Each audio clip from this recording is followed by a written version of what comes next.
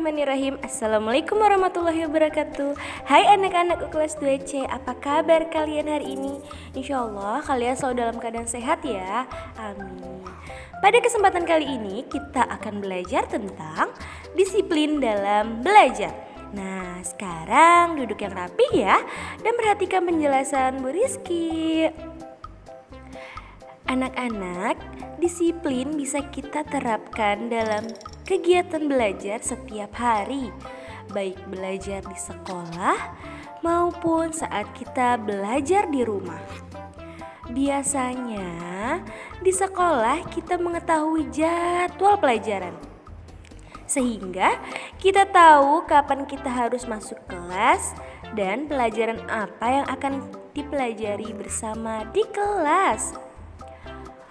Nah, untuk disiplin dalam belajar, kita juga bisa menerapkannya saat di rumah. Misalkan, kita membuat jadwal belajar yang akan diulang untuk dipelajari di rumah. Contohnya seperti ini ya. Jadwal belajar di rumah untuk mempelajari kembali materi yang diberikan Bapak atau Ibu guru pada pukul 19.00 sampai 21.00. Artinya dari jam 7 malam sampai jam 9 malam. Dan dilakukan secara rutin. Nah, ini salah satu contoh disiplin dalam belajar ketika di rumah. Jadi kalian mengikuti jadwal belajarnya sesuai dengan jam belajar yang telah kalian buat atau orang tua kalian buat. Nah, anak-anakku, ngomongin tentang disiplin dalam belajar, yuk sama-sama kita simak manfaat disiplin dalam belajar itu apa saja sih? Nah, manfaatnya yang pertama yaitu menjadi pandai atau lebih paham. Nah, ketika kalian disiplin dalam belajar, kalian akan bisa dan lebih mudah menyerap pelajaran, artinya kalian lebih pandai dan lebih paham dalam belajar. Yang kedua yaitu selalu siap mengerjakan tugas dari guru. Nah, ayo di rumah siapa saja nih yang selalu siap menunggu materi dan tugas dari Bapak Ibu gurunya? Coba angkat tangannya. Masya Allah, banyak ya, luar biasa. Nah, anak-anakku sekalian, terima kasih ya yang sudah siap dalam mengerjakan tugas dan belajarnya menunggu di rumah ya. Nah, anak-anakku, ini juga salah satu manfaat disiplin dalam belajar, yaitu siap mengerjakan tugas. Jadi kalian itu disiplin sekali apabila kalian sudah siap belajar saat ini nih.